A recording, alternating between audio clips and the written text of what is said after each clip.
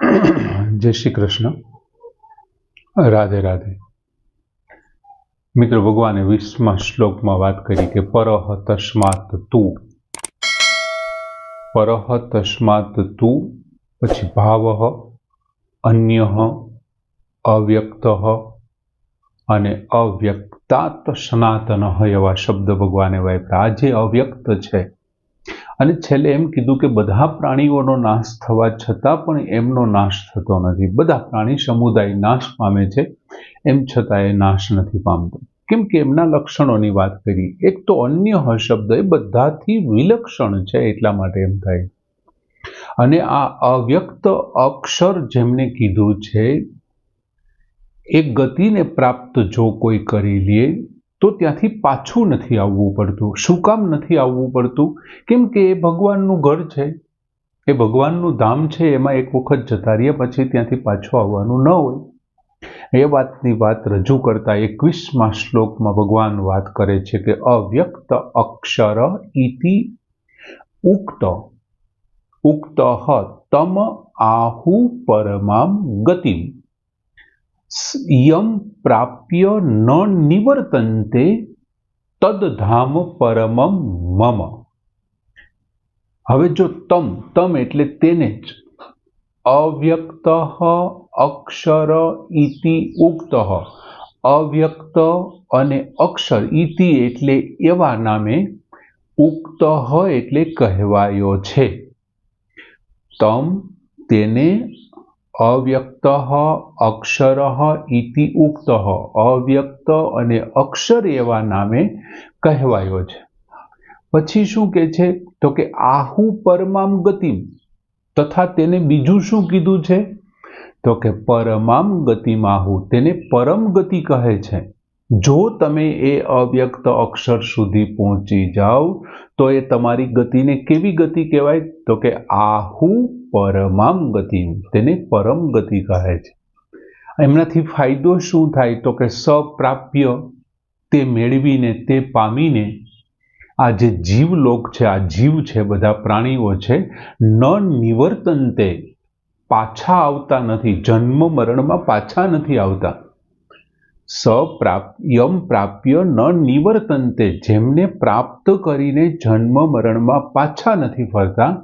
અને ભગવાન કહે છે તત ધામ મમ પરમમ, તત એટલે તે, મમ એટલે મારું, પરમમ ધામ, મારું પરમ ધામ છે।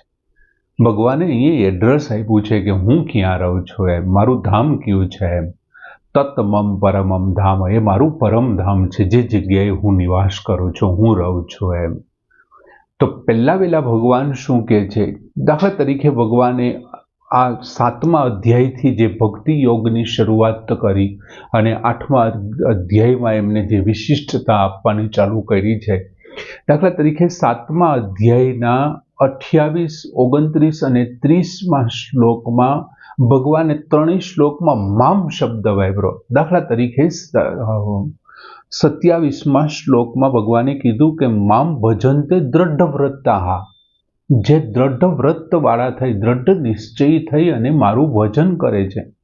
પછી 28મા શ્લોકમાં મામ આશ્રિત્ય, મારે આશરે રહીને, મારે શરણે આવીને, મામ આશ્રિત્ય એવો શબ્દ વાપર્યો। અને 29મા શ્લોકમાં ભગવાને કીધું કે મામ સાધિ યજ્ઞ વિદુહુ, જે મને સાધિ યજ્ઞ તરીકે ઓળખે છે, જાણે છે। હવે ત્રણેય જગ્યાએ 27, 28 અને 29 ત્રણેય શ્લોકમાં મામ એટલે મને, આ મને એ કોણ છે? આ મને એટલે કોને? તો કે અવ્યક્ત અક્ષરમ ઇતિ આહુ, એવું કહેવામાં। હજી ભગવાને 8મા અધ્યાયમાં, ત્યાર પછી 8મા અધ્યાયના 3જા શ્લોકમાં કયો શબ્દ વાપર્યો હતો? તો એમાં શબ્દ વાપર્યો હતો કે અક્ષરમ બ્રહ્મ પરમમ, એ પરમ અક્ષર બ્રહ્મનું સતત ધ્યાન ધરીને, એવું શબ્દ છે। મનસા ચેતન મનસા એવો શબ્દ હતો, એ અક્ષરમ બ્રહ્મ પરમમ। પછી 8મા અધ્યાયના 4થા શ્લોકમાં અધિયજ્ઞ અહમ એવ અત્ર દેહે, આ દેહમાં હું અધિયજ્ઞ તરીકે જ છું, અત્ર અહીં છું, એમ અધિયજ્ઞ તરીકે। પછી 8મા અધ્યાયના 8મા શ્લોકમાં ભગવાને પરમમ પુરુષમ દિવ્યમ શબ્દ વાપર્યો કે આ દિવ્ય પુરુષ, પછી 8મા અધ્યાયના 9મા શ્લોકમાં ભગવાને એમના લક્ષણોનું વર્ણન કરતા વાત કરી હતી કે કવિમ પુરાણમ અનુશાસિતારમ, એ બધા જે શબ્દો આપ્યા હતા તે. અને છેલ્લે આપણે આગળનો પૂર્વ શ્લોકમાં જોયું એમાં ભગવાને 2 શબ્દો વાપર્યા, અવ્યક્ત સનાતન, પછી અન્ય ભાવો હોય એવા શબ્દ પણ વાપર્યા, પણ અહીંયા અવ્યક્ત સનાતન શબ્દ વાપર્યા. આ બધા જે 7મા અધ્યાયના 27 થી ચાલુ કરીને 8મા અધ્યાય સુધીના જે બધા નોખા છે એ બધાને એકતા કરી છે. ભગવાને જે જુદી જુદી વાત કરી હતી ને આ શ્લોકમાં બધાને એકતા કરી નાખી છે, અને એકતા કરીને ભગવાન તેને આ શ્લોક રજૂ કર્યો છે. અને એ શ્લોકમાં શું કીધું, આ જે બધા છે ને જે મામ છે, તો કેટલી બધી જગ્યાએ મામ વાપર્યું છે, એ બધા કોણ છે તો કે અવ્યક્ત અક્ષરમ.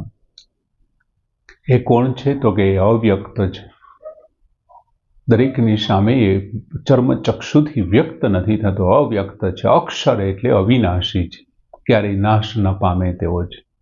અને જે કોઈ એ અવ્યક્ત અને અક્ષર સુધી પહોંચી જશે ને તો એની ગતિ એ પરમ ગતિ કહેવાય. એમને ઉત્તમ પ્રકારની આહુ પરમામ ગતિ, એને પરમ ગતિ કહે છે. જો આ અવ્યક્ત અક્ષર સુધી કોઈ પહોંચી જશે તો એ પરમ ગતિ. શું કામ પરમ ગતિ છે તો કે યમ પ્રાપ્ય ન નિવર્તન્તે, જેને પ્રાપ્ત કરી અને આ પૃથ્વી ઉપર 84 લાખ યોનિમાં જન્મ અને મરણના જે ચક્ર છે એમને પ્રાપ્ત નથી કરવા પડતા.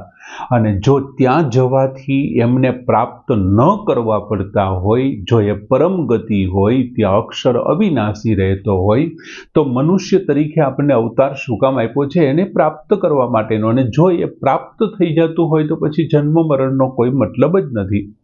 એટલા માટે ભગવાન કે છે એ સ્થળ કેવું કહેવાય તો કે પરમ, એ જે ધામ છે એ પોતે ત્યાં ભગવાન રહે છે, અક્ષર અને અવિનાશી, અવ્યક્ત અને અક્ષર છે તે. એટલા માટે ભગવાન કહે છે તદ્ધામ પરમમ, તે મારું પરમધામ છે. ત્યાંથી પાછું નથી ફરવું પડતું, આવવું નથી પડતું, અને એ ભગવાનનું પરમધામ છે. હવે આમ અહીં ખરેખર જોઈએ ને તો જે પ્રાપ્ય વસ્તુ છે ને એમની એકતા બતાવી છે, પ્રાપ્ય વસ્તુની અહીં એકતા કરી છે. બીજું, ઘણા લોકોની એવી ધારણા હોય છે કે ભાઈ સગુણ નિરાકાર અને નિર્ગુણ નિરાકાર છે, એ નિર્ગુણ નિરાકાર અને સગુણ નિરાકારની તમે ઉપાસના કરો તો એમના જુદા જુદા ફળ મળે, કે સગુણ નિરાકારનું જુદું ફળ મળે, નિર્ગુણ નિરાકારનું પણ જુદું ફળ મળે. ભગવાને એ વાતને ના પાડી છે. 27, 28, 7મા અધ્યાયના 27 થી 30 સુધીમાં સગુણ નિર્ગુણ બંને, તમે બેમાંથી કોઈ પણની ઉપાસના કરો, તમને જે પ્રિય હોય, તમને જેમાં વધારે મન તમારું બેસતું હોય, સગુણ નિરાકારમાં કે નિર્ગુણ નિરાકારમાં, એમનું ફળ તો એક જ છે. હા, રસ્તા જુદા જુદા છે. તમે કર્મ યોગ અપનાવો, ભક્તિ યોગ અપનાવો, જ્ઞાન યોગ, હઠ યોગ કે રાજયોગ કે પછી કોઈ પણ યોગ તમે અપનાવો, રસ્તો તમે ગમે તે, એમનું છેલ્લે જે ફળ મળવાનું છે તે કેવું છે? એ તો એક જ છે. અને એ ફળ કયું છે? એ પરમાત્માનું છે. એ અક્ષર છે, એ અવ્યક્ત છે. અને જેમની અંદર ગયા પછી ત્યાંથી પાછું નથી ફરવું પડતું. ફળ બધાને સમાન છે. દાખલા તરીકે કોઈ માણસને ભૂખ લાગે છે અને એ ભૂખ લાગી છે અને ત્યાર પછી એ જો ભોજન લે છે ને ત્યાર પછી એમને તૃપ્તિ થાય છે, એ બે વ્યક્તિને એક સરખી ભૂખ લાગવી અને એક સરખી તૃપ્તિ થવી એ બંને સરખી છે. બંને એ ખાધું છે જુદું જુદું. ભોજનના પદાર્થો જુદા જુદા હોઈ શકે પણ બેયની તૃપ્તિ સરખી છે, બેય ધરાઈ ગયા છે. દરેક પ્રાણીઓ જુદી જુદી વસ્તુઓ ખાય છે. બધાને ભૂખ છે, એ પછી ભૂખનો અભાવ થઈ જાય છે અને તૃપ્તિનો ભાવ થાય છે. કોઈએ ખડ ખાધું છે, કોઈએ ઘાસપૂરો ખાધો છે, કોઈ રોટલી ખાધી છે, કોઈ બીજું કંઈ ખાધું છે, કોઈ ફરસાણ ખાધું છે, બધા ધરાઈ ગયા છે, એક સરખું ફળ મળ્યું છે. ભોજનના પદાર્થો જુદા જુદા હોઈ શકે, એમ ઉપાસનાના રસ્તાઓ જુદા જુદા, નિર્ગુણ નિરાકાર હોઈ શકે, સગુણ નિરાકાર હોઈ શકે, સગુણ સાકાર હોઈ શકે, નિર્ગુણ સાકાર, કોઈ પણ હોઈ શકે, પણ એમનું ફળ છે ને સરખું મળે છે. સગુણ હોય કે નિર્ગુણ, કોઈ પણ ઉપાસના હોય, એનો અંતે પરમાત્માની પ્રાપ્તિ થાય છે. ભગવાન એક તો એવું કહેવા માંગે, એકતા બતાવી દીધી છે આ શ્લોકમાં. યાર, અને એને પરમ ગતિ કીધું છે. બીજું, ત્યાં એને પ્રાપ્ત કરીને ફરી પાછું તમારે આવવું નથી પડતું, જન્મ અને મરણના ચક્રમાં પડવું નથી પડતું. બીજું, ભગવાને આમની પહેલા પણ કીધું હતું કે આ બ્રહ્મલોકાત એ પુનરાવર્તિન, આ બ્રહ્મલોક સહિતના બીજા બધા લોક છે કેવા છે તો કે પુનરાવર્તન પામનારા છે, જન્મ અને મરણમાં નાખનારા છે. બીજું, વિનાશી છે, વિનાશ થાય છે. કોઈ પણ લોકમાં તમે જાઓ, તમારું પુણ્ય નાશ થતા તમારે એ લોકમાંથી તમારે પદભ્રષ્ટ થવું પડે છે. અને અહીંયા શું ભગવાને સ્પષ્ટ વાત કરી, યમ પ્રાપ્ય ન નિવર્તતે, જેને પ્રાપ્ત કરીને તમારે પાછું નથી પડતું. તમે એક વખત સ્વર્ગમાં ગયા તો સ્વર્ગમાં તમારા પુણ્ય ખલાસ થઈ ગયા, પાછું પૃથ્વી ઉપર આવવું પડશે. પણ જો ભગવાનના પરમધામમાં પહોંચી ગયા ને તો પછી તમારે આવવું નહીં પડે.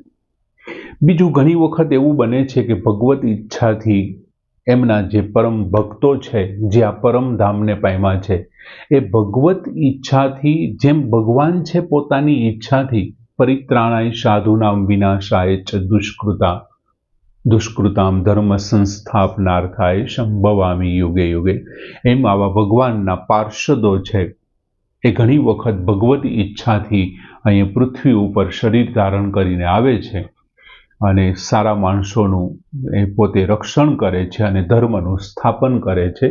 અને આવા કારક પુરુષો બની અને આવે છે અને ફરી પોતાએ પાછા ત્યાં ભગવાનના પરમધામમાં જતા રહે છે. અને ભગવાનને ધામ છે અતિ પ્રિય છે. હવે ત્યાં જનારા વ્યક્તિઓ પણ, એટલે સરસ મજાનો શ્લોક કે અવ્યક્ત અક્ષર ઇતિ આહુ તમ ઉક્ત તમ આહુ પરમ મામ ગતિમ યમ પ્રાપ્ય ન નિવર્તન્તે તદ્ધામ પરમમ મમ. પૂર્ણ કરીએ. જય શ્રી